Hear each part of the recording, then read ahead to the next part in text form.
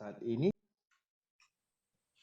kami mintakan kepada SMP Katolik Gonzaga pemohon. SMP Katolik Gonzaga pemohon.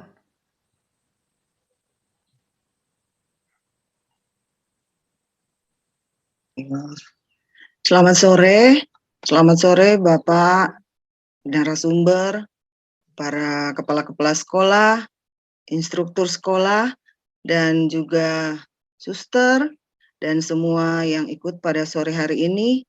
Salam jumpa, salam sehat bagi kita semua. Pada sore hari ini, saya mewakili sekolah kami, saya sebagai wakil kepala sekolah, dan juga bersama rekan kami sebagai instruktur sekolah, Ibu Silvana Pelengkahu, yang ada di SMP Katolik Gonzaga. Baiklah, saya akan membacakan profil dari SMP kami. Sebagai data awal, sekolah kami itu sudah lama berdiri. Jadi sejak tahun 1960, nama SMP Katolik Gonzaga itu sudah ada. Kami pada saat ini lebih banyak guru yang non-PNS. Jadi untuk saat ini ada 28 guru, 11 guru PNS, dan sisanya itu guru non-PNS. Adapun guru-guru yang ada di sekolah kami ini lebih banyak dari yang non-Katolik. Jadi dari yang Protestan. Terus jumlah siswa yang ada sekarang ini ada 400-an, ya 406, 407, ya ada yang masuk, ada yang keluar. Kemudian dengan rombol ada 14, 4 untuk kelas 7, 4 untuk kelas 9, dan sisanya kelas 8. Nah,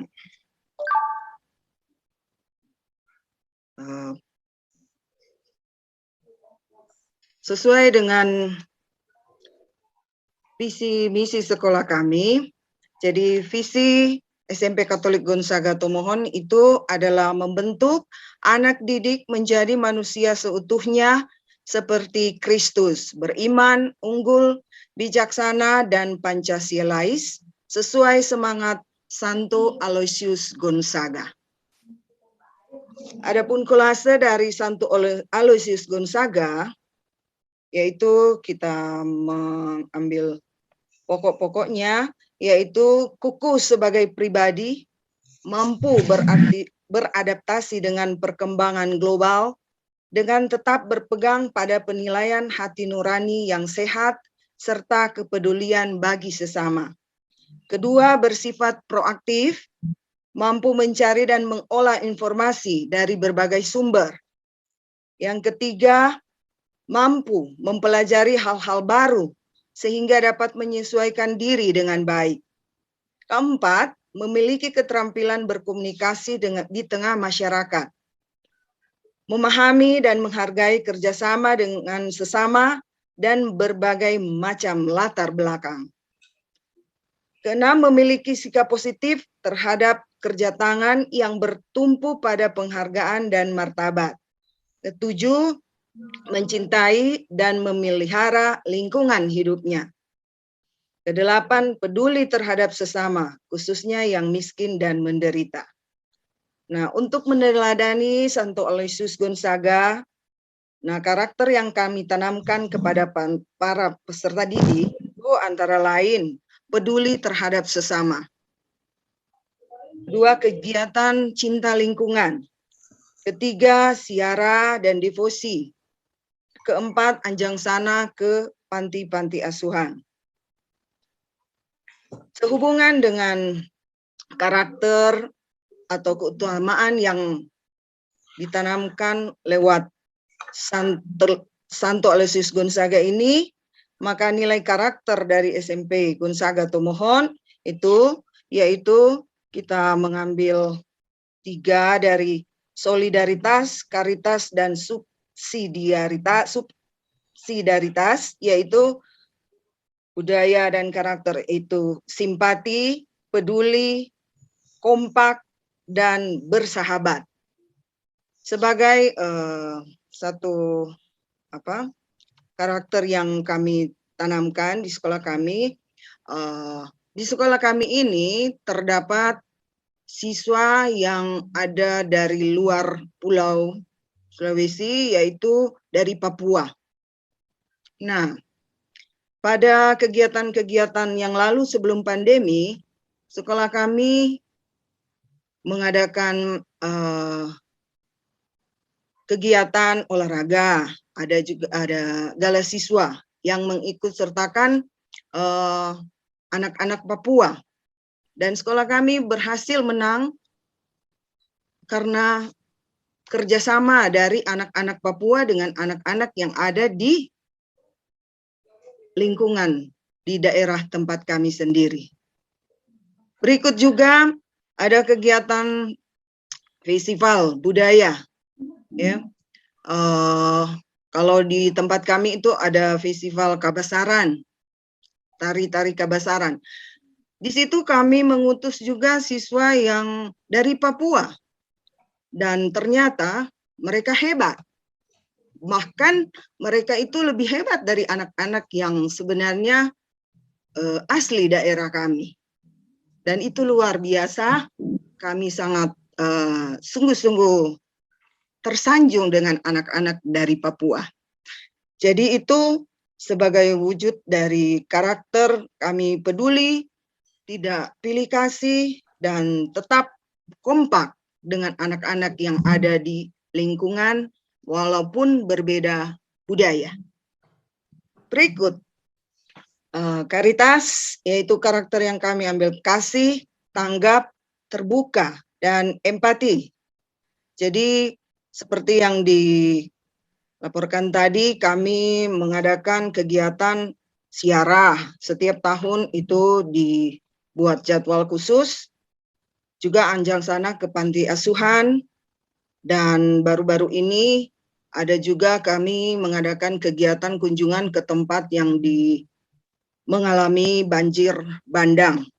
Sekolah kami juga turut ke sana. Berikut subsidiaritas, yaitu mengenai tanggung jawab, proaktif, mandiri, dan konsisten. Tanggung jawab akan kegiatan-kegiatan yang datang bisa dari dinas, ya, dari yayasan, kami wujud nyatakan melalui karakter yang dari siswa. Jadi misalkan kami mengutus kelompok, ya, sebagai kelompok seni, kelompok olahraga, sampai lomba-lomba ke sekolah-sekolah, baik sekolah-sekolah yang berdekatan dalam bidang olahraga. Kami sering juga mendapat juara lewat lomba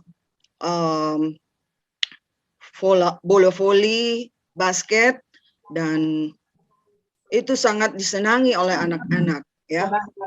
Terus juga dalam lomba tingkat nasional untuk kolintang, kami juga sekolah kami pernah menjuarai untuk tingkat nasional.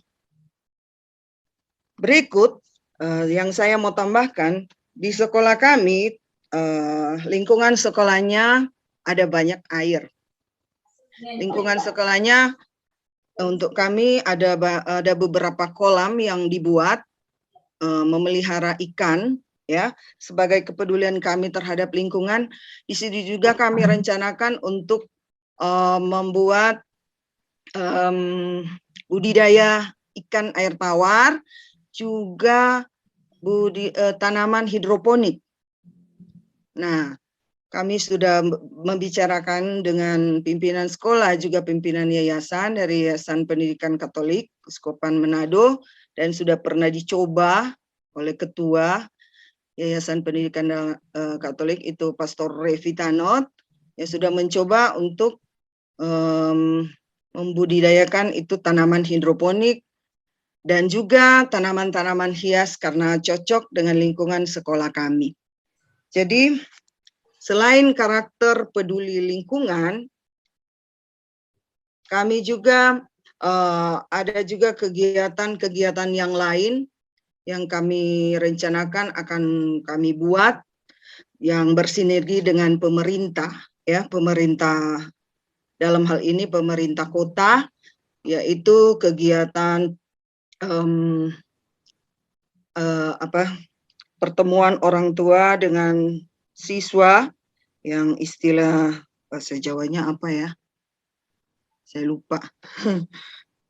Ya, pokoknya kami punya visi ke depan untuk lebih memajukan sekolah kami, untuk mampu lebih bersaing dengan sekolah-sekolah yang ada, bukan hanya di bidang olahraga, budaya, tapi juga untuk ke depan OSN dan sebagainya.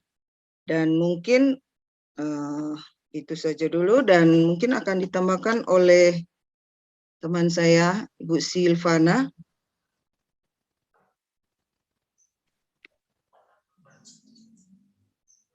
Ya, tadi Ibu Silvana, informasi tadi kami pulangnya jam 3 sore, jadi mungkin sementara dalam perjalanan, pulangnya jauh, mungkin lagi sinyalnya yang lagi kurang ini.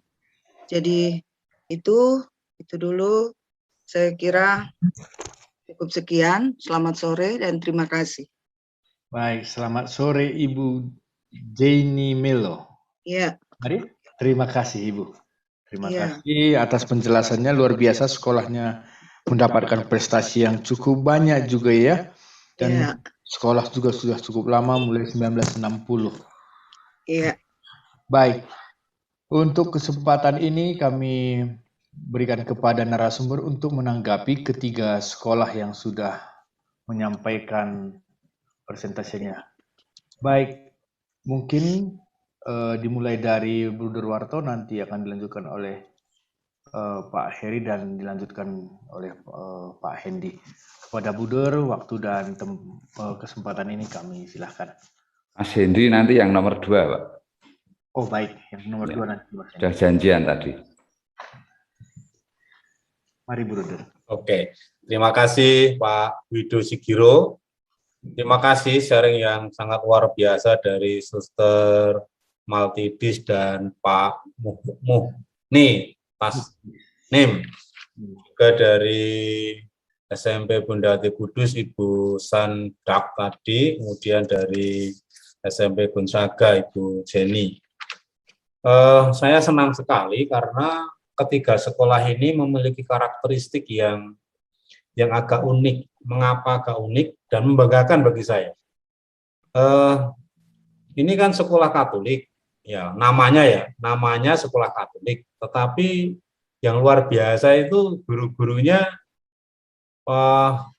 berbagai macam agama ada tadi, ya, yang Muslim, yang Kristen dan lain-lain.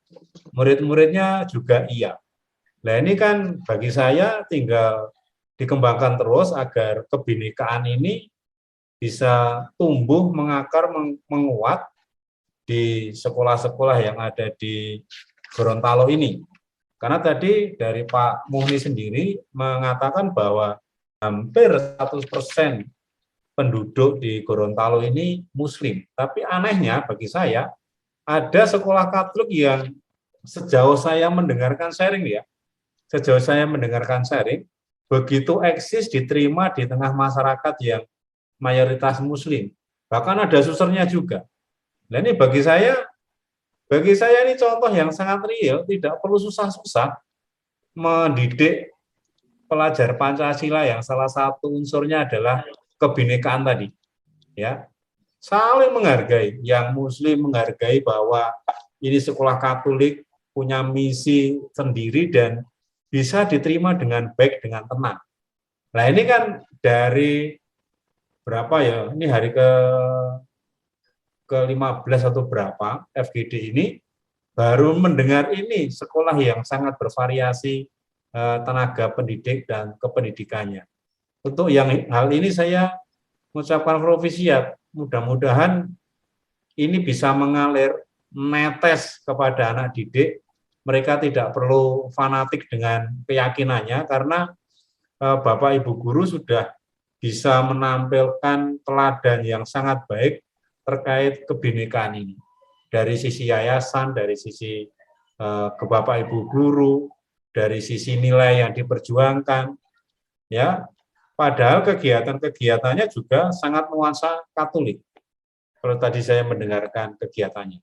Tapi yang Bapak Ibu yang Muslim juga tadi dengan ringannya Pak Muni ini menceritakan terkait kegiatan-kegiatan sekolah, ya. Ini kan sesuatu yang bagi saya memancarkan keindahan yang luar biasa.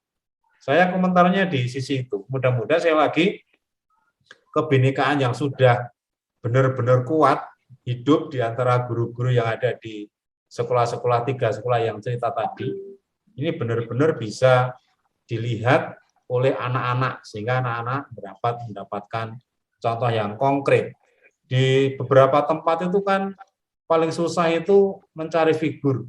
Kita bicara soal cinta kasih, kita bicara soal toleransi, tetapi itu di ruang-ruang kelas saja, di ruang-ruang pertemuan, tetapi di masyarakat kadang agak susah menemukan ini. Tapi di sekolah ini, 3 sekolah tadi, sangat indah menceritakan kebinekaan yang sudah begitu indah, begitu baik.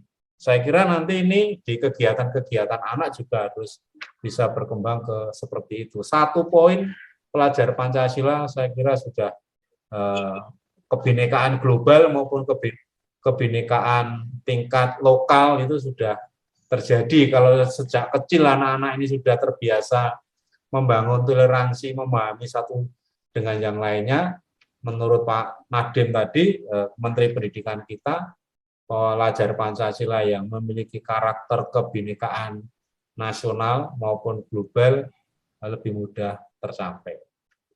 Terima kasih atas teladan yang sangat baik tadi. Terkait yang budaya-budaya, ini ahlinya Mas Hendy. Terima kasih. Terima kasih, Bruder. Luar biasa ya, sambutan dari Bruder mengajak kita untuk mempertahankan kebinekaan di sekolah yang sudah kita miliki saat ini. Baik, untuk selanjutnya dipersilahkan kepada Mas Hendy untuk menyampaikan penguatan maupun masukan untuk sekolah-sekolah yang sudah presentasi. Ya, terima kasih banyak. Luar biasa, saya akan membuka forum diskusi kita siang hari ini dengan salah satu kutipan dari Bapak Paus Fransiskus dari ensiklik Evangelii Gaudium tahun 2013. Menanggapi keprihatinan gereja dalam budaya, Paus Fransiskus dalam Evangelii Gaudium menandaskan pentingnya nilai-nilai tradisional. Kita berada dalam tantangan globalisasi yang mengakibatkan kemerosotan akar budaya kita sendiri dengan sangat cepat. Sisi lain, kita mengalami kelemahan dari sisi moral dan etis untuk menyikapi budaya-budaya lain yang lebih menguntungkan dari sisi ekonomis. Bapak Suci mendorong kita semua untuk menghargai tatanan budaya kita agar bijaksana mengatur perilaku akibat penyajian informasi yang begitu berlebihan di media massa. Karenanya, kita butuh model pendidikan yang mengajarkan berpikir kritis dan mendorong pengembangan nilai-nilai moral yang dewasa. Jelas, dari Evangelii Gaudium ini, kita bisa melihat Bapak Ibu menyaksikan di mana identitas sekolah Katolik mestinya berada. Luar biasa, tadi dikisahkan oleh beberapa teman, ada 3 teman ya, 3 Bapak Ibu kepala sekolah, dari Gorontalo, lalu dari Tomohon, ya, 2 dari Tomohon, di Jangdraak Bu Sewo, ya, dan Ibu Jane Melo. Luar biasa Ibu. Satu-satu akan coba saya gali lebih dalam tentang nilai-nilai dari Gorontalo. Saya belajar dari Gorontalo dulu ya. Gorontalo itu luar biasa, Pak Muhni Taslim. Terima kasih telah hadir di sekolah-sekolah Katolik, Pak, memberi warna dan nuansa yang luar biasa. Kita menyaksikan Indonesia ada di sana. Lalu untuk Suster Laurencia, suster, nilai-nilai yang suster miliki itu luar biasa, suster. Tapi saya ingin menambahkan sedikit, suster. Saya spotlight ya. 2 orang hebat di sekeliling kita. Ya. Tentang nilai, tadi yang soal nilai yayasan sudah oke. Kita masuk, kita gali soal Santa Maria di Fatima ini, suster.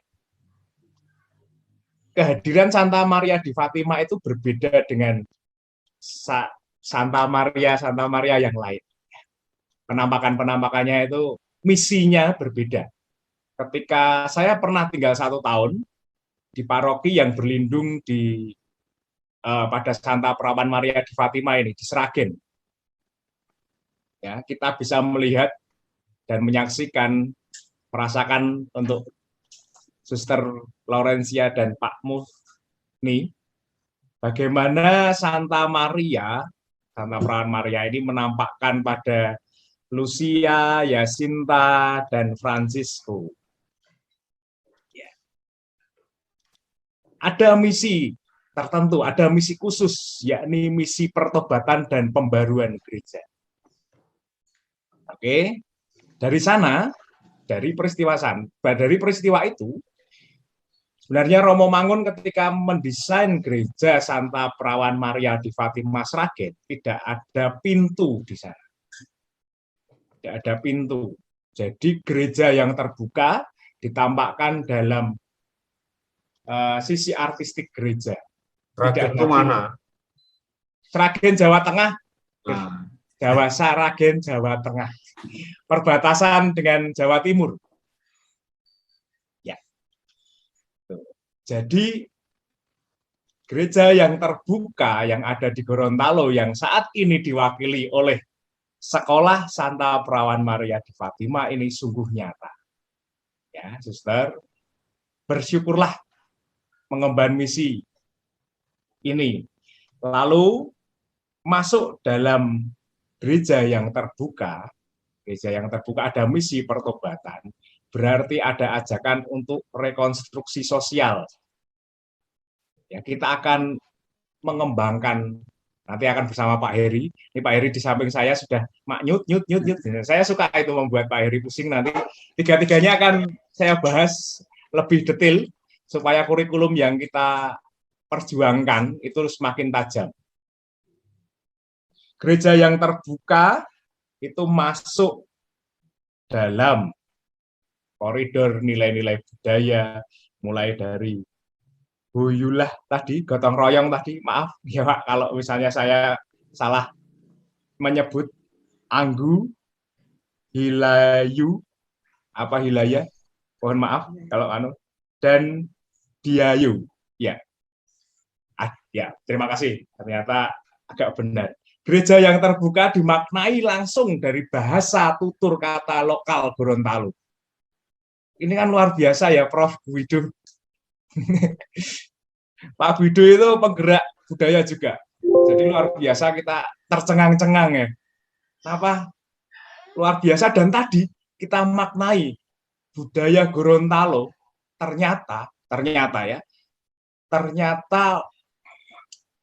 akulturasi iman tidak hanya milik Wali Songo yang ada di Jawa. Ternyata di Gorontalo tadi ada Gapura lampu yang diwakili sangat luar biasa. Saya tersentuh, Pak. Saya makanya tadi saya pengen mendapatkan itu ya. Mendapatkan itu siapa tahu bisa menjadi pengayaan saya untuk belajar lebih dalam tentang budaya Indonesia. Itu nanti kalau misalnya ada, tolong diperjuangkan untuk bisa terkirim ya Pak. Luar biasa. Dan sudah Pak, sudah terkirim di kolom chat. Oh iya, terima kasih. Tadi sama Pak Guido ternyata tembus. Ya. Lalu ketika kita bilang jalan untuk mencapai kekudusan kita masuk dalam 4 koridor syariat, hakikat, makrifat, tarekat sampai makrifat. Suster Buderwarto, Pastor Jemi ini masuk dalam tarekat karena mengikrarkan diri untuk kaul dan janji. Ya. Tapi semoga orang-orang gila seperti saya, Pak Guido, Pak Heri, orang-orang Majnun ini, semoga segera sampai yang ilahi ya Pak ya.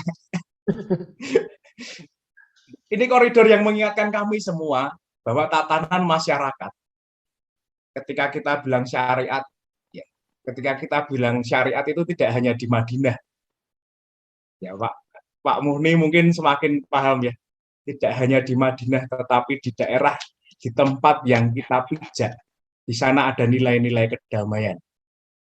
Ketika kita bilang syariat kan yang pokoknya adalah nilai-nilai perdamaian. Betul ya Pak ya? Terima kasih karena kemungkinan saya dulu belajar Islamologi 2 tahun, Pak. Jadi sedikit match untuk ini.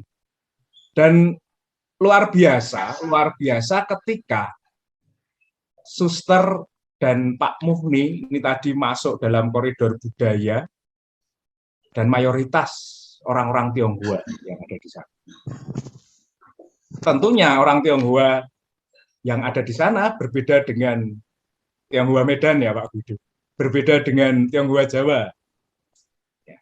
Tetapi ada kultur-kultur yang sama di mana penghargaan-penghargaan terhadap leluhur itu sangat nampak. Dan ketika ini menjadi sebuah kurikulum, kita desain anak kita desain guru-guru kita, itu menjadi kekuatan luar biasa. Bahkan saya bisa bilang inilah katalisator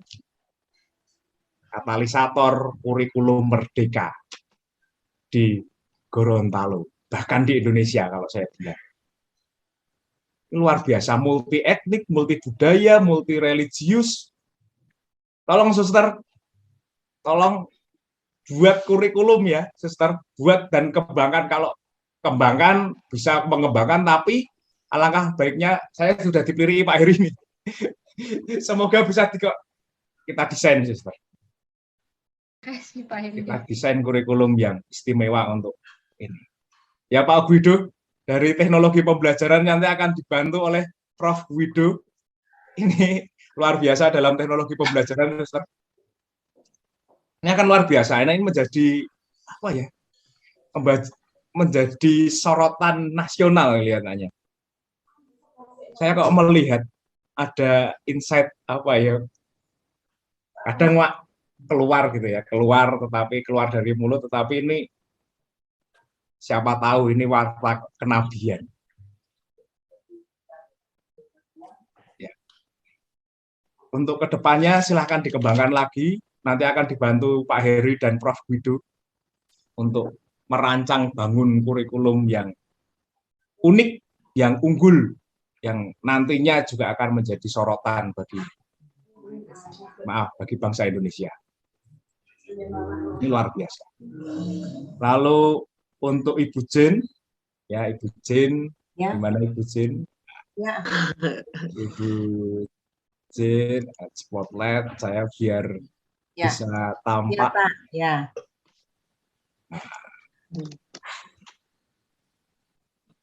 Sebentar, ini agak Bu Jenda, ya. Bu Sewo. Jandar Sewo. Jandar. Oh ya, maaf Bu, saya iya. Pronunciation Prancisnya nggak bisa saya itu. Itu menurut informasi orang tua ketika orang tua melahirkan saya, suster yang menolong namanya Suster Jandar. Jadi Jandar. Ya. Dan sejarahnya juga, Pak, ini katanya pahlawan Prancis. Pahlawan Prancis ya. Benar. Itu perempuan yang luar biasa menjadi panglima perang Prancis waktu itu ya. Ini iklan. Tadi ketika saya bicara seperti itu, Pak Heri sudah melirik-melirik seperti itu. Dua sekolah ini luar biasa, Pak. Dua sekolah ini luar biasa dan tidak serta-merta dari jumlah guru dan sekolah, tetapi menemukan kekasan-kekasan, baik itu di Kota Tomohon ini ya, ada 2 sekolah yang bisa menjadi, kita melihat sekolah yang luar biasa. Ada pandangan-pandangan visioner, gerakan-gerakan untuk melibatkan orang tua dan peduli dengan alam. Ini hal yang sangat baik. Nanti Pak Heri akan mencoba membuka koridor. Bapak Ibu, tolong Bapak Ibu yang di Tomohon ini ada dua Ibu, Bu Jenny dan Bu Jang.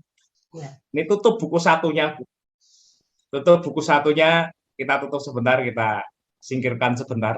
Kita akan membuka koridor berpikir kita, tidak hanya pada form, tidak hanya pada kolom-kolom pemerintah, tetapi kita diberi keleluasaan untuk merdeka menentukan kemana arah pendidikan kita dalam tingkat satuan pendidikan.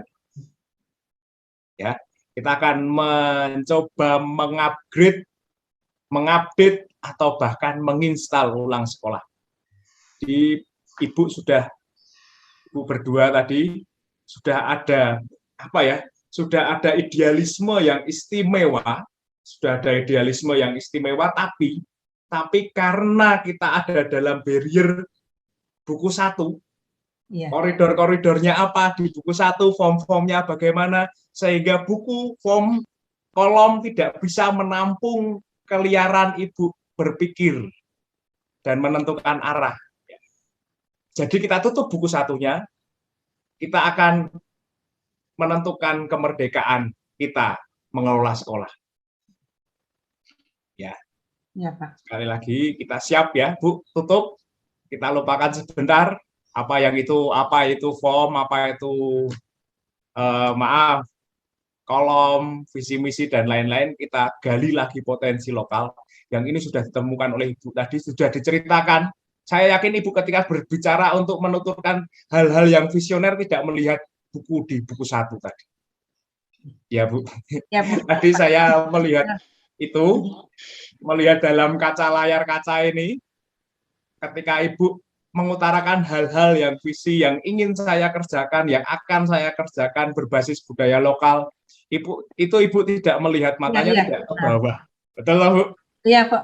Begini, Pak. Sejujurnya, Pak, memang kami sudah mencantumkan nilai budaya yang diangkat, yaitu budaya Mapalus. Ya. Seperti filosofi dari seorang tokoh yang dari Sulawesi Utara, Dr. Samratulangi, yaitu Sitou Timau Tou, artinya memanusiakan manusia yang lain. Ya. Nah, implikasinya di sekolah kami itu seperti gotong royong, ya.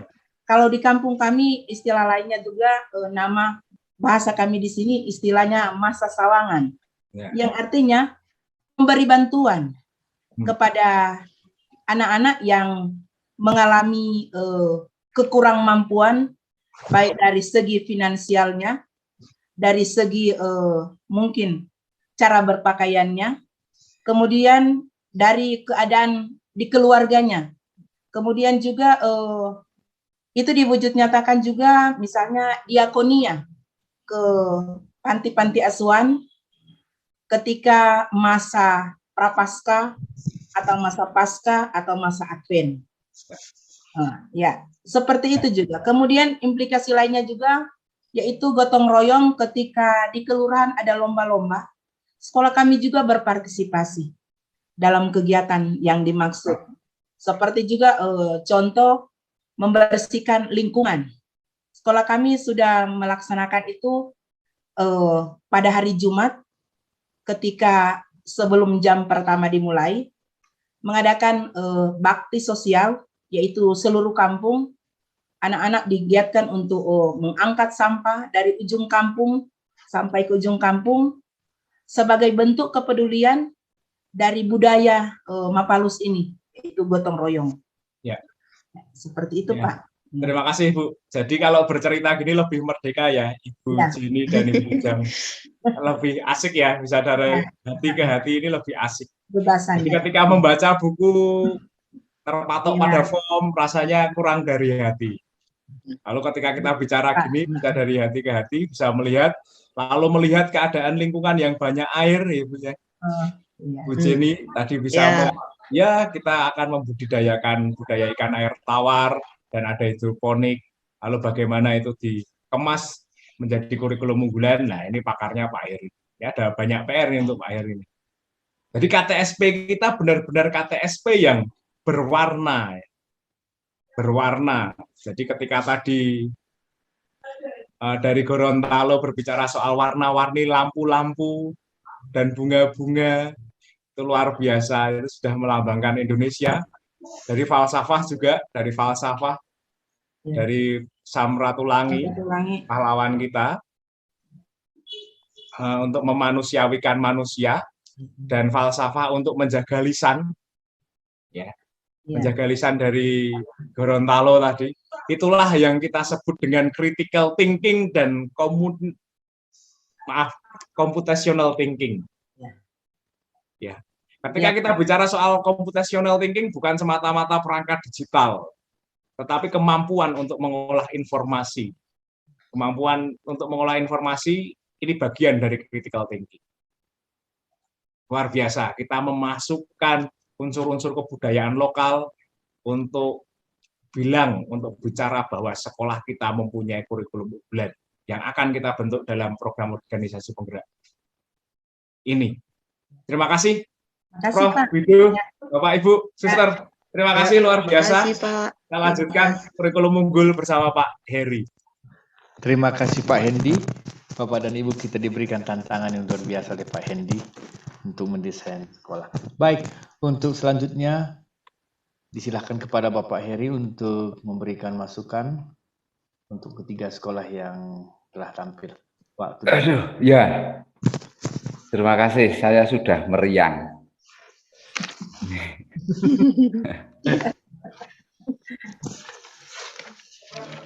Benar, saya sudah meriang. Karena melihat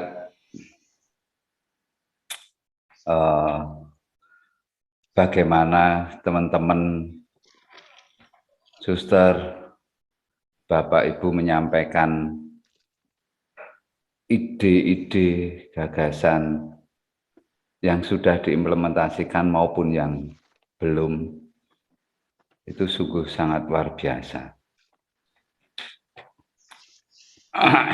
Baik, pertama kali saya akan share screen. Mana ya? Oh, ini.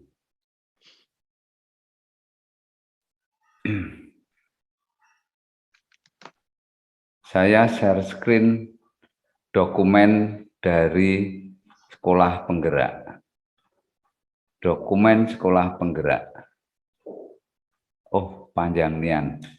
Ini berlaku untuk semua ya Pak Heri ya? Ya, benar. Semuanya. Semua sekolah di grup ini, bukan? Ya, semua. Apa yang kita lakukan di POP itu sudah dalam track yang benar. Program organisasi penggerak yang dilakukan oleh Ormas, sekolah penggerak yang dimotori oleh kementerian, itu nantinya akan menciptakan sekolah penggerak yang lain. Demikian konsep dari Kementerian Pendidikan. Nah, waktu itu saya sudah pernah menyampaikan kurikulum merdeka yang sudah diimplementasikan di 2.500 sekolah penggerak, di mana tujuan pendidikan kita membentuk profil pelajar Pancasila. Dan itu tertuang di dalam standar kompetensi lulusan.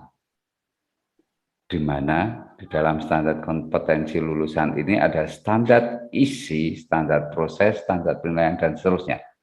Standar isi dan standar proses menjadi bagian penting di dalam kita membentuk anak-anak kita. Kemudian ada struktur kurikulum dan sebagainya. Bagian terpenting yang ingin saya sampaikan bahwa kurikulum setiap satuan pendidikan mengembangkan kurikulum operasional dan digunakan sehari-hari di kelas. Tujuan kita di sini membuat kurikulum unggul di sekolah kita. Kemudian nanti di sini ada kurikulum merdeka. Kita satukan baru kemudian menjadi KTSP, kurikulum tingkat satuan pendidikan. Maka Mas Hendy tadi mengatakan bahwa tutup dokumen 1. Tutup dulu, sudah. Perkara sekarang Bapak Ibu menjalankan dokumen 1, silahkan dijalankan. Ini paralel. Bapak Ibu, suster menjalankan dokumen 1, jalankan, sembari kita membuat dokumen kurikulum unggul sekolah kita berbasis budaya dan nilai-nilai spiritualitas. Begitu ya, konsepnya seperti itu. Nah, kurikulum operasional yang digunakan di sekolah dikembangkan dari kerangka kurikulum nasional dengan mempertimbangkan konteks satuan pendidikan. Setiap kurikulum yang dimiliki oleh sekolah itu nanti akan berbeda-beda. Termasuk di dalam visi misi satuan pendidikan, sumber daya yang tersedia, budaya lokal. Karakteristik peserta didik, termasuk di dalamnya adalah budaya keluarga dari peserta didik. Nah, Kementerian Pendidikan telah melakukan evaluasi terhadap KTSP 2006 dan KTSP 2013. Didapat sebuah kesimpulan pengembangan kurikulum di satuan pendidikan masih banyak sekedar formalitas untuk memenuhi tuntutan administrasi yang berujung pada salah satu kriteria penilaian akreditasi sekolah. Benar kan Bapak Ibu? KTSP yang Bapak Ibu suster buat hanya sebagai formalitas, itu tidak dioperasionalkan di sekolah Bapak Ibu. Dokumen kurikulum satuan pendidikan yang dihasilkan tidak benar-benar digunakan sebagai referensi perencanaan pembelajaran dan tidak benar-benar mencerminkan pembelajaran yang sebenarnya terjadi. Pengembangan kurikulum satuan pendidikan ini lebih berfokus pada format dokumen yang harus diisi oleh sekolah. Mas Hendy sudah mengatakan, yang dinilai membebani guru terlalu berat. Karena fokus pada format dokumen, maka terjadi penyeragaman dokumen kurikulum satuan pendidikan.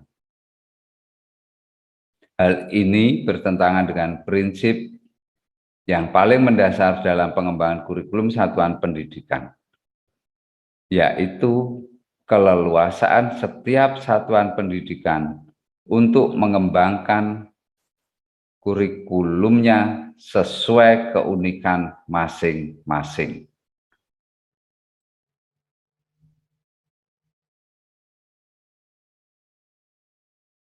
Agar kurikulum operasional menjadi efektif di satuan pendidikan, pemerintah perlu mengurangi tuntutan penyeragaman kurikulum operasional.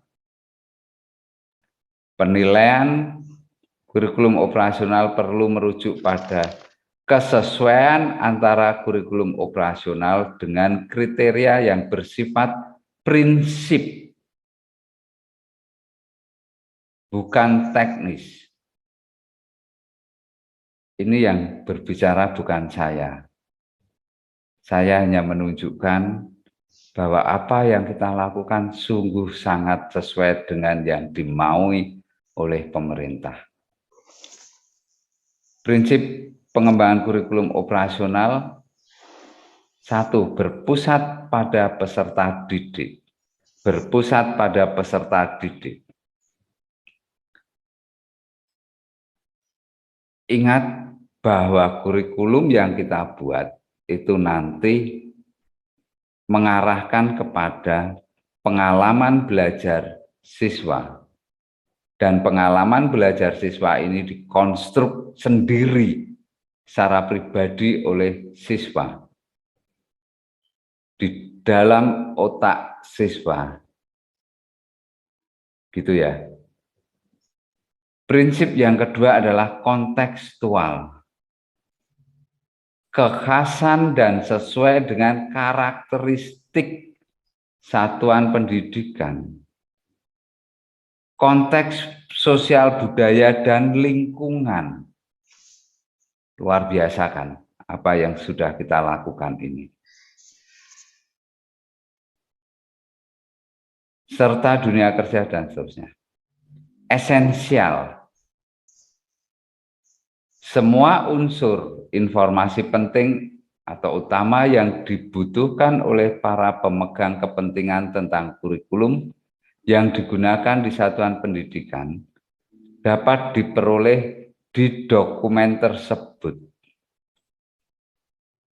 Dokumen kurikulum yang kita buat. Bahasanya lugas dan mudah dipahami, tidak mengulang naskah atau kutipan yang sudah ada di naskah lain. Dokumen tidak perlu memuat kembali lampiran Kemendikbud seperti capaian pembelajaran, struktur mata pelajaran, bahasa Indonesia, bahasa Inggris, agama, dan sebagainya. Tidak usah dimasukkan di KTSP. Tetapi nanti di dalam kurikulum unggul sekolah kita, mau tidak mau karena ini adalah kurikulum yang baru, kita mendesain yang baru, maka struktur ini kita masukkan. Karena ini kenapa negara, kementerian membuat seperti ini, karena struktur kurikulum itu kan sudah ada di dokumen-dokumen lain. Mata pelajaran itu sudah ada. Tetapi yang kita buat, yang kita kembangkan, kurikulum berbasis budaya dan nilai-nilai spiritualitas itu baru. Seperti core value, nilai-nilai yang dimiliki, kemudian santo santa pelindung, keutamaan-keutamaannya, itu struktur itu dituliskan. Harus kalau itu. Karena ini satu hal yang baru. Akuntabel, artinya dapat dipertanggungjawabkan karena berbasis data dan aktual. Berbasis data dan aktual. Nah, oke, artinya apa yang kita lakukan, kembali saya sampaikan, sudah dalam track yang benar. Lakukanlah, kemudian kita kembangkan. Saya mau mengingatkan teman-teman semuanya tentang pengembangan kurikulum yang pernah saya sampaikan. Saya hanya mengingat, saya skimming, mengingatkan. Berbasis proyek ini menjadi bagian utama kita, kemudian menggali ide ini nantinya akan menjadi naskah akademik, nanti akan dijelaskan oleh Mas Hendy. Kemudian bagaimana membuat dokumen kurikulum, dan seterusnya. Nah, begini. Sebelum mencapai ke sini, untuk membuat landasan kurikulum, saya boleh coret-coret ya. Bolehlah. Wong ini, ya, mana pointer saya? Pakai biru aja. Sebelum landasan kurikulum ini kita buat, terlebih dahulu apa yang Bapak Ibu sampaikan tadi, buatlah naskah akademiknya.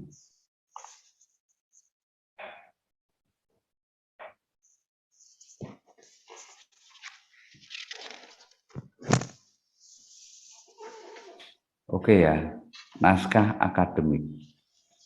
Naskah akademik ini merupakan bisa berupa dari riset, bisa berupa pengalaman, dan ini ilmiah. Ilmiah ada catatan kaki, ada sitasi atau kutipan. Nah, sumber perolehan di dalam kita membuat naskah akademik, sumber perolehan belajar ini bisa didapat dari pengalaman empirik,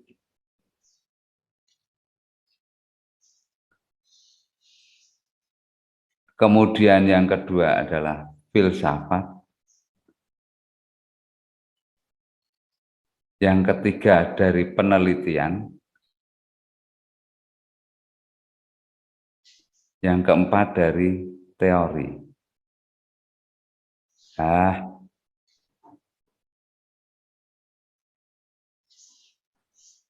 Pengalaman empirik yang tadi Pak, siapa tadi saya lupa. Saya itu sudah cukup usia sehingga kadang Pak Muhni Tasnim.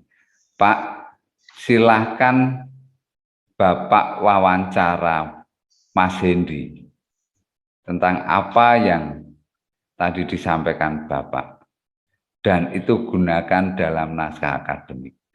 Atau kalau tidak, rekaman ini Bapak putar ulang. Apa yang disampaikan Mas Hendi tadi bisa Bapak kutip menjadi naskah akademik. Ya. Nah, dari naskah akademik ini baru kita masuk ke sini. Landasan kurikulum. Begitu ya.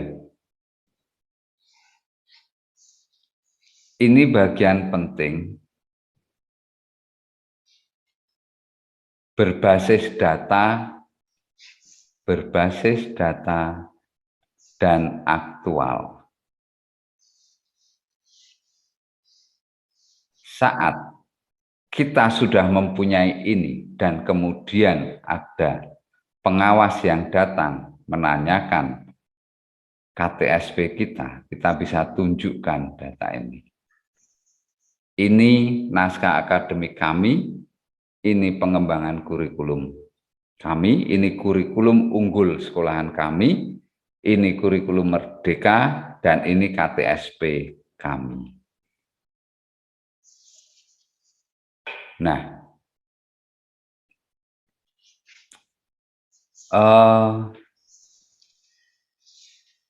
Suster, Bapak Ibu, ada hal yang menjadikan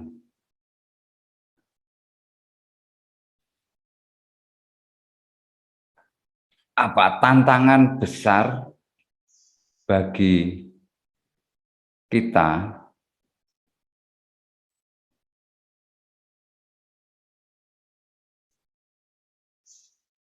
yaitu tentang bagaimana kita mengkonstruksi siswa dari pengalaman belajar.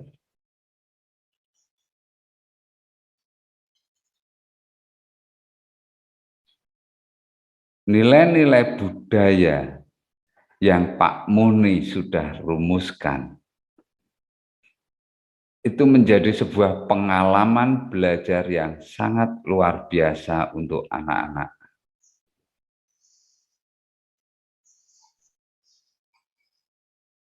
Sangat luar biasa. Dan pengalaman belajar ini akan dikonstruksi oleh siswa di mana siswa di sini ada proses penemuan dan belajar.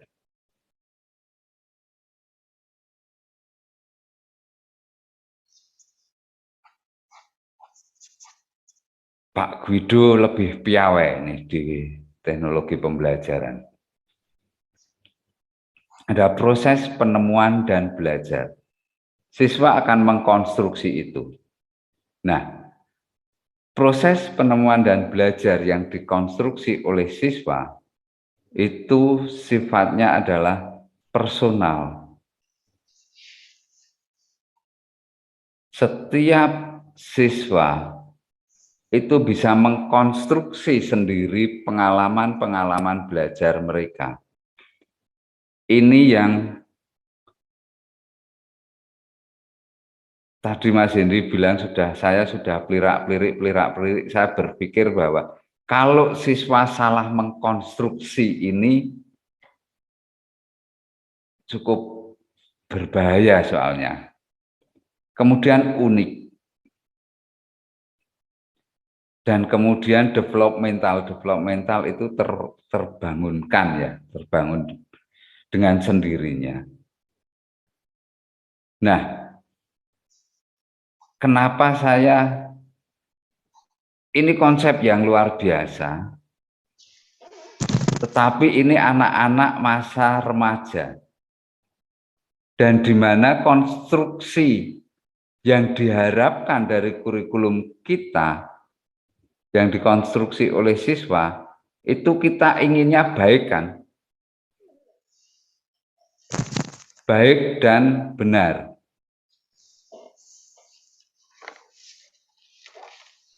Tetapi kita harus tahu bahwa siswa SMP itu anak-anak remaja yang senantiasa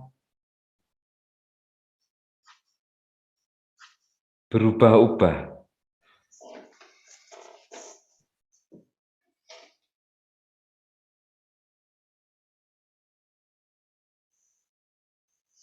Berubah-ubah, kemudian sangat intuitif,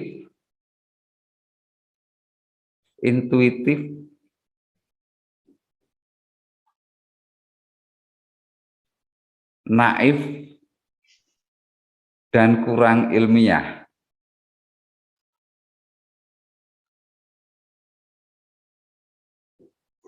Ini bukan saya yang mengatakan, tetapi ini hasil riset, saya punya dokumennya.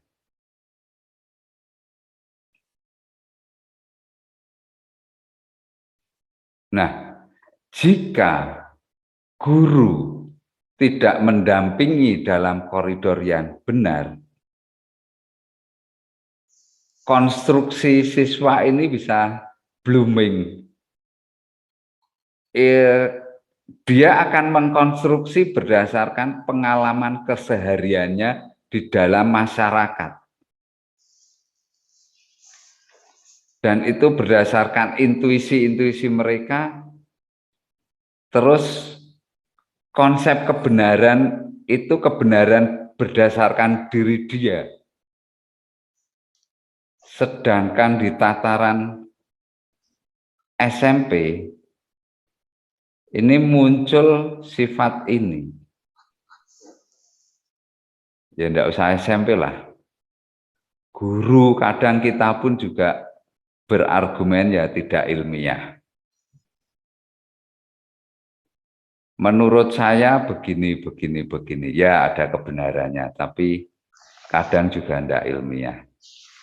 Kita menuntut siswa untuk literasi. Wah. Literasi. Tetapi kita sendiri dipertanyakan literasi kita.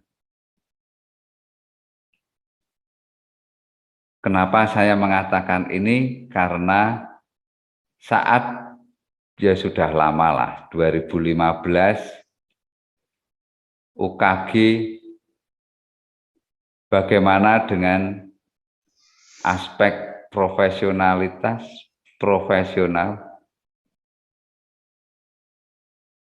kemudian pedagogik, kemasyarakatan, sosial, dan lain-lain. KKM anak kita itu 75, tetapi nilai UKG di profesionalnya 45.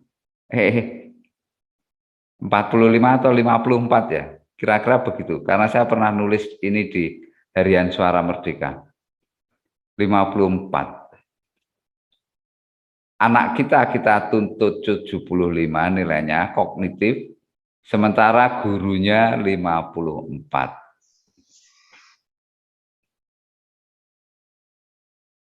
Kira-kira begitu.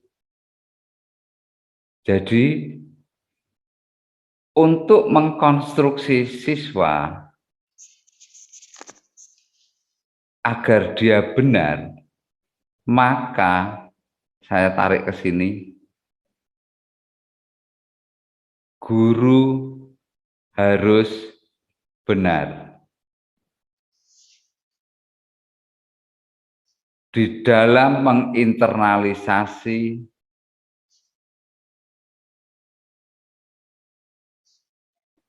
core value, budaya, keutamaan, dan lain-lain.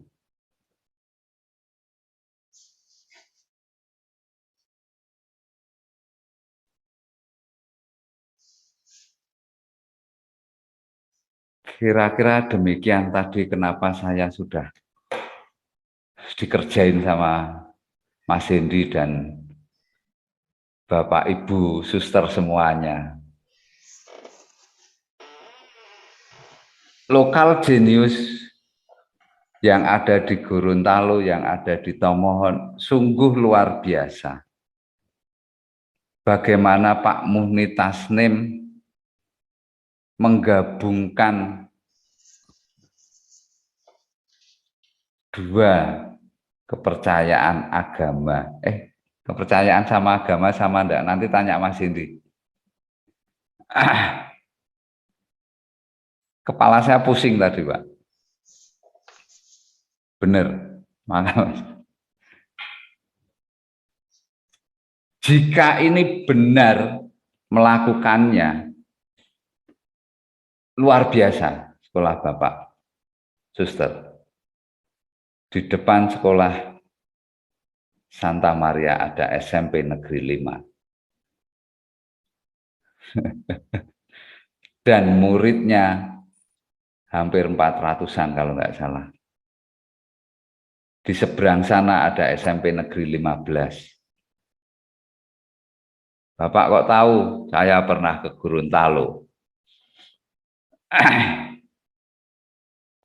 Jika Bapak bisa membranding ini suster, sangat-sangat luar biasa. Tetapi jika ada anak yang salah mengkonstruksikan ini, jadinya juga akan sangat luar biasa. Tetapi jangan takut, Pak. Jangan takut. Buat kurikulumnya, kemudian strategi pembelajarannya, kemudian bagaimana mengkonstruksikan, mempengaruhi cara berpikir anak di dalam pembelajaran.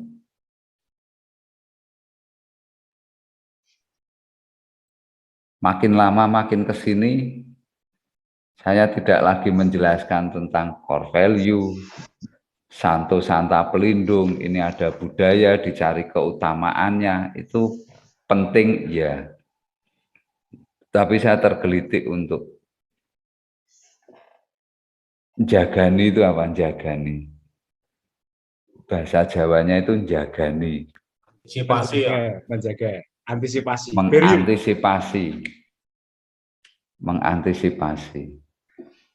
Karena apa yang dilakukan teman-teman semua sangat luar biasa.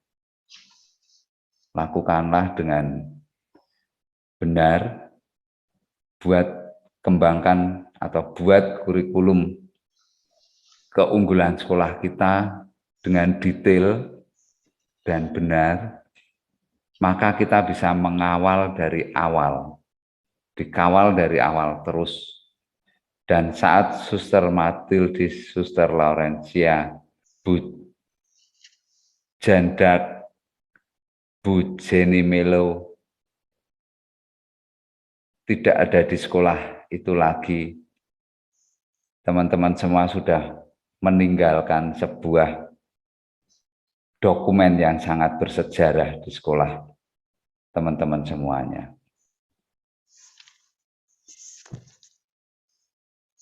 Begitu Pak Guido, terima kasih banyak, sangat luar biasa, bisa membuat saya meriang dan pusing di sore hari ini. Terima kasih banyak. Luar biasa sekali. Pak, ya, saya ada tambahan sedikit Pak untuk Pak Muhnitas Nim. Mari. Boleh? Ya.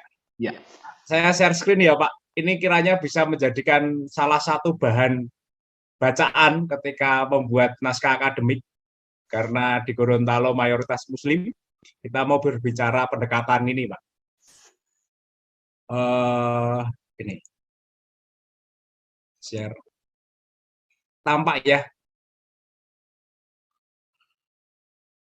Nampak judulnya A Common Word Between Us and You, A Common Word. Ini sempat kami bedah selama 6 bulan bersama Heru Prakoso. Heru Prakoso itu sekarang Romo Heru Prakoso Yesuit, itu penasihat paus yang untuk pendekatan dengan Islam, ya, dosen Islamologi Kentungan. Dalam di sini kita bisa berbicara ketika kita di Suster Allah adalah kasih, dalam dokumen itu juga ada Pak. Itu semacam ini sekarang semacam Nostra Aetate-nya Muslim. Dari cendekiawan Muslim dunia dikumpulkan untuk membuat dokumen itu. Itu kita bisa menjadi kita bisa menjadi bahan untuk kita jadikan acuan, salah satu acuan dalam naskah akademik khusus untuk yang di Gorontalo. Itu saja, terima kasih. Terima kasih kepada Pak Hendy, Pak Heri, sungguh luar biasa ya Bapak Ibu Suster. Kalau saya berhadapan dengan dua narasumber ini, saya juga sepertinya diperasa pikiran saya dan dipelintir-pelintir di dalamnya. Luar biasa sekali memang, luar biasa dua narasumber yang hebat. Ini menjadi PR besar. Sebuah pantun, memang enak roti panada, apalagi dicolek sambal roa. Begitu berat tugas kita karena generasi Z di hadapan kita. Cakep. Sebentar lagi kita akan menghadapi juga generasi Alpha. Itu generasi yang disampaikan oleh Pak Heribertus tadi. Generasi-generasi yang intuitif, yang liar, yang personal, dan yang menjadi tugas kita untuk mengkonstruksi pemikiran mereka. Baik, terima kasih para narasumber dan kepada Bapak, Ibu, serta Suster. Menjadi PR yang besar untuk kita. Baik, kita lanjutkan ke sesi berikutnya. Kita undang kembali teman-teman kita. Mungkin saat ini saya rasa sudah siap. Ada Romo Jimmy Bulalong dari SMP Katolik Santo John Paul II Guaan. Maka waktu dan kesempatan ini disilahkan kepada Romo. Mari Romo.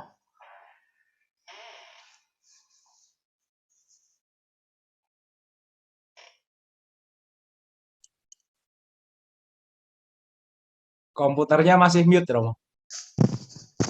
Mic-nya, Romo. Mute. Ya. Okay.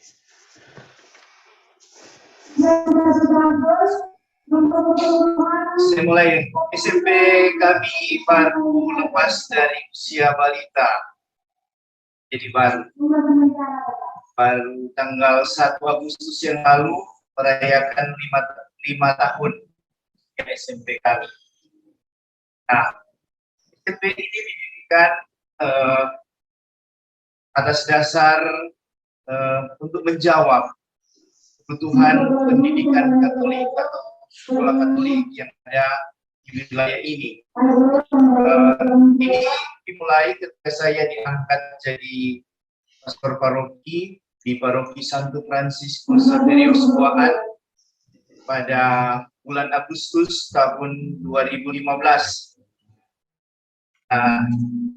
Dalam mulai menjalankan tugas-tugas pelayanan saya sebagai pastor paroki, segala macam aspek pelayanan saya coba amati sebelum masuk dalam pelayanan itu. Dan salah satu hal yang saya perhatikan yaitu tentang pendidikan atau sekolah Katolik yang ada di paroki kami ini, Paroki Santo Fransiskus Xaverius Buaan.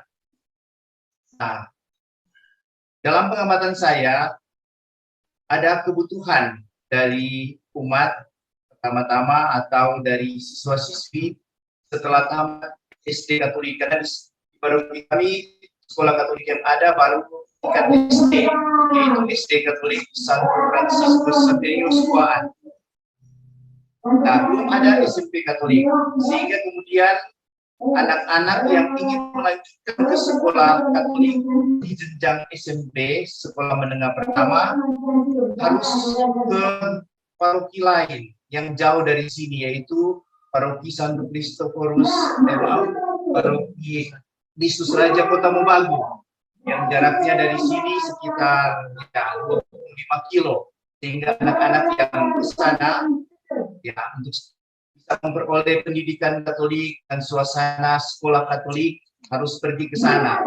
Nah, karena jaraknya yang jauh, berarti mereka di sana mesti ya masuk asrama atau kemudian ngekos di sana.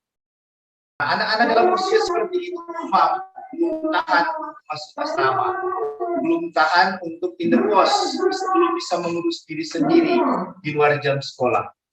Nah, karena itu kebanyakan pengalaman anak-anak yang tamat SD Katolik di sini, kemudian mencari sekolah Katolik, pendidikan Katolik dengan suasana sekolah Katolik yang baik, karena sementara mereka mesti indekos, mesti masuk asrama, mereka bisa belum tahan untuk masuk asrama, hidup dalam asrama, akhirnya cuma bisa bertahan 1-2 bulan. Nah, 1-2 bulan mereka kembali lagi ke parokian karena tidak tahan, tidak mampu untuk jauh dari orang tua, bisa mengurus diri sendiri. Nah, mereka kembali ke sini, mereka masuk di sekolah-sekolah yang ada di sini, kebanyakan semua sekolah negeri. Nah, tanpa bermaksud untuk mengatakan bahwa suasana pendidikan di sekolah-sekolah yang ada belum terlalu baik, tanpa bermaksud mengatakan demikian, mereka kemudian karena ingin mencari pendidikan Katolik, suasana pendidikan Katolik, suasana sekolah Katolik yang memang Katolik, yang mengedepankan soal kedisiplinan siswa dan guru, mereka karena tidak tahan untuk kos asrama di sana, akhirnya terpaksa harus masuk di sekolah-sekolah negeri yang ada. Yang ya sekali lagi tanpa bermaksud untuk mengatakan sekolah yang ada di sekitar sini belum baik kedisiplinan, tanpa bermaksud itu, tapi ketika mereka orang tua dan siswa-siswa bermaksud mencari sekolah-sekolah Katolik dengan mengedepankan kedisiplinan, mereka tidak beroleh itu dari sekolah-sekolah yang tempat mereka tinggal. Nah, dari kebutuhan-kebutuhan ini kemudian saya berpikir bahwa perlu ada sekolah menengah pertama, sekolah Katolik menengah pertama di paroki kami. Ini untuk menjawab mereka. Nah, atas dasar ini saya setelah bicara dengan tokoh umat dan khususnya ketika berkonsultasi dengan Bapak Uskup di Manado, dan ketika Bapak Uskup bicara bahwa akan mendirikan SMP Katolik di paroki kita. Nah, pada tahun 2016 tepatnya bulan Agustus kita mulai buka SMP Katolik untuk angkatan pertama. Memang karena sosialisasinya juga ya baik, kita juga masih berusaha untuk mencari-cari bentuk bagaimana menjalankan ini, sehingga memang sosialisasinya juga baik, sehingga memang awalnya itu cuma sedikit yang masuk. Angkatan pertama saya ingat cuma 17 orang. Kemudian dalam perkembangan waktu selama setahun ini ada juga yang pindah karena kita memang betul-betul mau menjalankan sekolah Katolik dengan mengedepankan kedisiplinan, mengedepankan mutu, sehingga memang karena banyak anak-anak yang sudah terbiasa dengan sekolah-sekolah yang ada di sekitar kami, maka juga ada yang pindah, sehingga pada akhirnya setelah 1 tahun berjalan kita 13 siswa angkatan pertama. Tapi kita tidak putus asa. Kita berjalan terus, masuk tahun kedua, dalam perkembangannya ternyata sudah lebih banyak yang masuk untuk angkatan kedua, sudah lebih banyak. Sehingga sampai sekarang berjalan tahun, jumlah siswa yang ada di sekolah kami ada sekitar 122 siswa dari 6 rombel, 122 siswa yang ada. Nah, karena kita masih baru lepas dari balita, sehingga yang kita jalankan selama ini baru hal-hal mendasar yang kita jalankan. Dalam hal ini soal kedisiplinan, sebagaimana menjadi ciri khas sekolah-sekolah Katolik, dan untuk pendidikan. Itu 2 hal mendasar yang kita tanamkan, sehingga banyak hal-hal lainnya kita masih coba untuk gali-gali tentang hal-hal lain yang bisa kemudian diterapkan di sekolah kami. Nah, ini kebetulan ada program organisasi penggerak Merdeka Belajar dibantu oleh Yayasan Pemudi Luhur. Ini satu kesempatan emas bagi kami untuk mengembangkan setelah meletakkan dasar-dasar soal kedisiplinan dan juga soal mutu pendidikan, maka kita akan mengembangkan sekolah ini. Terima kasih banyak untuk itu pada Yayasan Pemudi Luhur yang dalam hal ini lewat konsorsium ini membantu kami dalam kemudian menggali nilai-nilai baik yang ada di sekitaran supaya benar-benar sekolah kami ini bisa hadir, pertama menjawab kebutuhan, tapi kemudian anak-anak yang dihasilkan bermanfaat bagi masyarakat sekitar. Nah, selanjutnya nilai-nilai yang coba kami gali sesuai dengan permintaan dan tuntutan pembuatan kurikulum yang baru di sekolah Merdeka. Pertama tentu kita ambil nilai-nilai yang sudah diusung oleh Yayasan Pendidikan sama dengan sekolah-sekolah lain yang sudah menerangkan tentang hal-hal tadi. Pertama, nilai solidaritas, karitas, dan subsidiaritas. Itu coba kita usung, kita terapkan di dalam sekolah ini. Misalnya soal solidaritas, soal keprihatinan dengan orang lain kita bangun di antara siswa-siswa. Misalnya kalau ada siswa-siswa yang kena kelupaan, semua siswa-siswa lain diajak untuk memberikan perhatian lewat misalnya kunjungan, ya bantuan sesuai dengan kemampuan. Atau misalnya ada siswa yang sakit, kelompok-kelompok tertentu dari kelasnya pergi mengunjungi untuk memberikan solidaritas dengan mereka. Kemudian juga nilai karitas. Kita usahakan supaya di sekolah kita ini menjadi tempat pendidikan kasih dan pelaksanaan kasih. Semua yang masuk sini ketika mereka masuk, kita selalu ingatkan, oh ketika masuk di sekolah sini, semua menjadi saudara. Sesuai dengan semboyan orang-orang di Manado, kita sama orang sama saudara. Ini kita namakan untuk ya wujudnya dan kasih di antara kita. Lalu kemudian subsidiaritas, kita selalu berusaha untuk misalnya, maaf sebelumnya, siswa-siswa yang ada di sini berasal dari keluarga menengah ke bawah, sehingga dalam soal pembiayaan sekolah, dalam hal ini dana sekolah, kita punya tingkatan-tingkatan yang dipilih sendiri oleh orang tua sesuai dengan kemampuan mereka, dengan maksud siapa yang lebih akhirnya bisa menutupi yang kurang, yang tidak mampu. Kalau ada beasiswa supaya bisa membantu siswa-siswa yang mampu itu nilai-nilai yang kami angkat ya sesuai dengan apa yang diusung oleh Yayasan Pendidikan Katolik Manado. Lalu kemudian soal nilai-nilai budaya.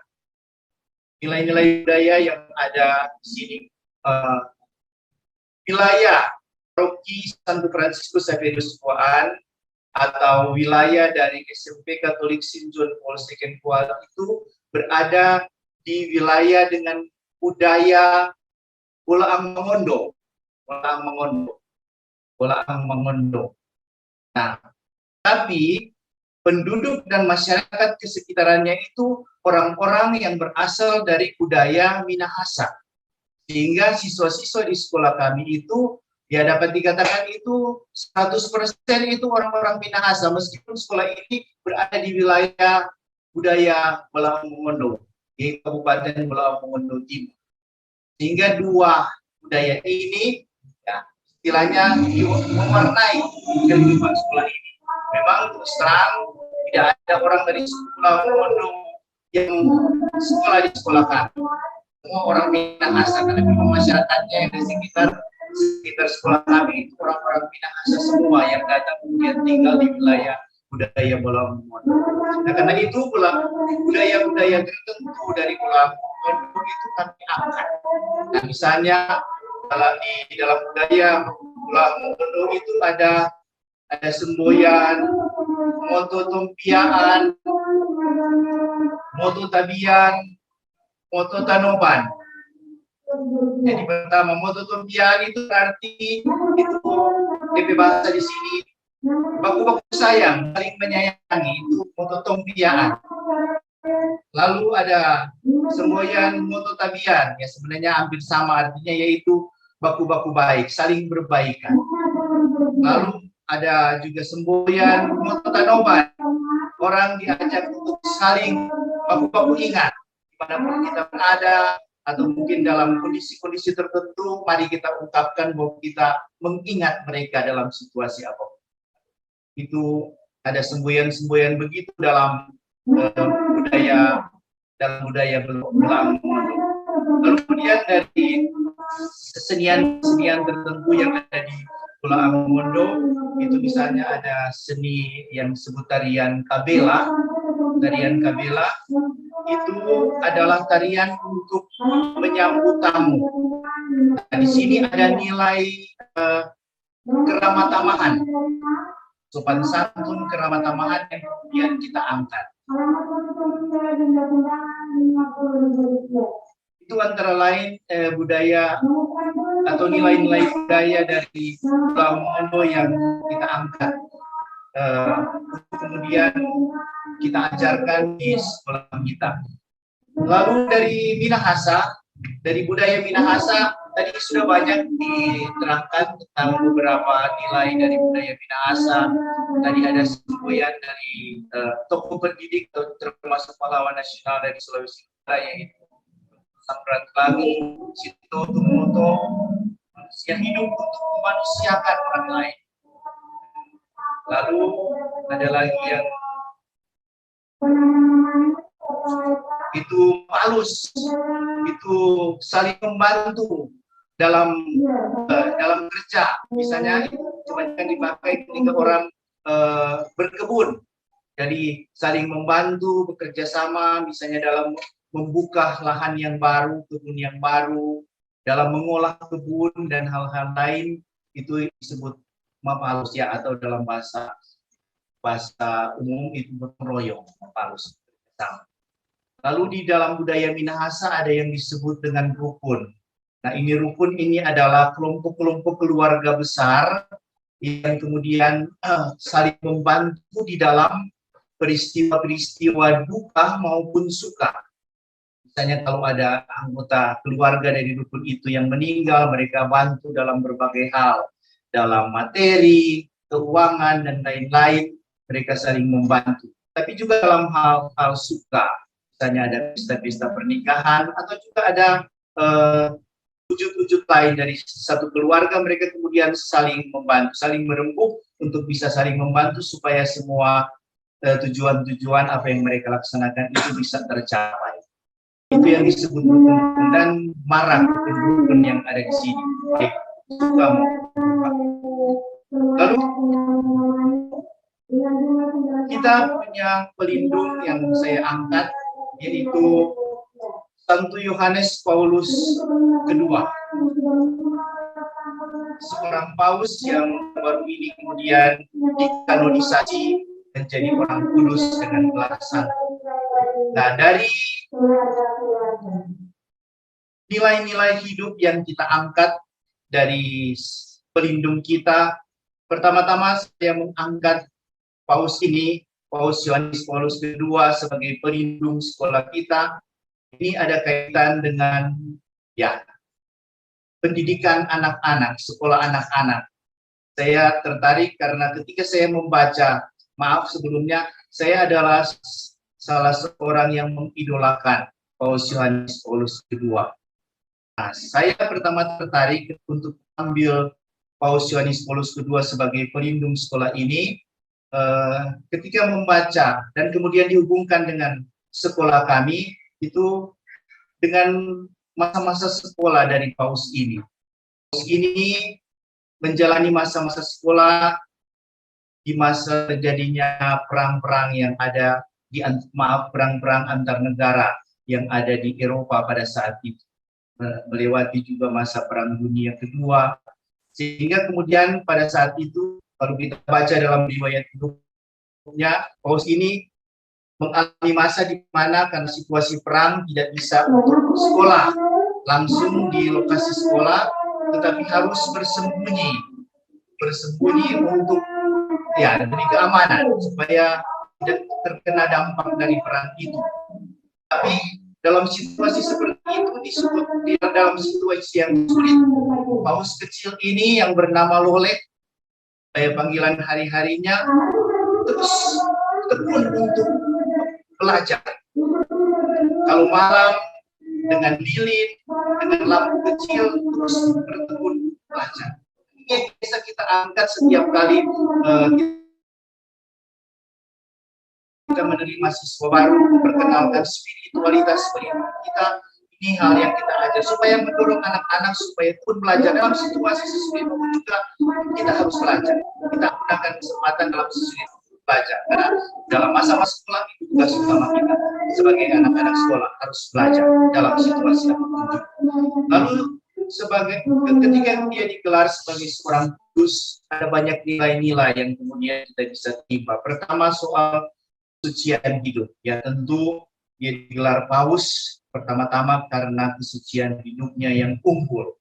Dia tunjukkan itu lewat doa-doa, devosi dia yang intens. Dan satu hal juga yang menarik dari sifat paus ini yaitu semangat pengampunan. Dia tidak dendam. Kita ingat ketika dia ditembak, lalu kemudian orang yang menembaknya itu dimasukkan dalam penjara, tapi paus ini setelah sembuh, dia datang mengunjungi orang itu dan memberikan pengampunan. Ini salah satu bentuk pengampunan itu adalah salah satu usaha untuk kesucian hidup. Dan semangat pengampunan ini yang juga coba kita terapkan, kita bina untuk membentuk sikap anak-anak di sini. Kita semua anak-anak di sini dari beragam latar belakang keluarga dan juga dengan beragam latar belakang temperamen, sehingga itu semangat pengampunan itu harus dibina supaya itu persaudaraan yang kita tanam di sekolah ini benar-benar bisa berjalan dengan baik. Juga kita angkat nilai hidup di paus ini, yaitu orang yang selalu menjadi agen pembawa damai. Paus ini pernah mendapat Nobel perdamaian karena selalu mengusahakan damai, selalu menjadi seorang nabi yang bersuara lantang ketika hidup orang diganggu oleh orang lain, ketika ada konflik di mana-mana. Paus ini tidak berseru soal adanya kedamaian dan kerukunan. Dan demi mencapai juga kedamaian itu, Paus ini adalah orang yang intens berdialog dengan siapapun juga, dengan segala macam golongan agama, lembaga apapun juga. Paus ini selalu mau berdialog membangun persaudaraan supaya benar-benar tercipta kerukunan dan kedamaian. Dan soal belas kasih dari Paus ini, semangat belas kasih, yaitu Paus ini orang yang memang rajin untuk kunjungan orang sakit, mengunjungi orang-orang miskin di daerah-daerah kumuh dan sebagainya, sebagai ungkapan belas kasih dan perhatian pastoral dari Paus ini. Dan belas kasih ini yang coba kita tanamkan juga di dalam diri siswa-siswi yang belajar di sekolah ini. Lalu kemudian satu hal lagi yang saya ingin angkat dari konteks kehidupan masyarakat yang ada di sekitaran sekolah kami, bahwa yaitu soal sistem mata pencarian, bahwa 95% orang tua dari siswa-siswi yang belajar di sini dan masyarakat yang ada di sini yaitu hidup dari pertanian, khususnya hortikultural, tanam sayur, segala macam sayur. Nah, dari sini, dari situasi sistem pertanian yang ada, kita ingin menanamkan kepada anak-anak supaya mereka dekat dengan lingkungan, mau memahami tentang lingkungan, tapi juga mau mengembangkan apa yang ada dalam lingkungan sekitaran mereka, khususnya sistem mata pencarian ini. Maka kita berusaha untuk menghadirkan juga bagaimana supaya mereka juga bisa belajar, misalnya bercocok tanam, tapi bukan saja bercocok tanam, tidak lagi bercocok tanam tradisional, tapi berusaha mengembangkan itu dengan hal-hal cara bercocok tanam yang lebih baik. Dan setelah kemudian panen, kita ingin supaya siswa-siswi sini belajar bahwa ketika orang tua mereka panen, bukan saja buat hasil panenan itu dijual begitu saja, langsung dijual dengan bahan mentah yang ada yang mereka hasilkan, tapi dibuat olahan-olahan pasca panen. Nah, misalnya sini ada kentang, ada wortel, hasil-hasil perkebunan, jangan cuma dijual kentang toh, wortel toh, tetapi bisa diolah misalnya jadi stik kentang, stik wortel, jadi bahan-bahan olahan pasca panen. Nah, itu kita coba terapkan di sini.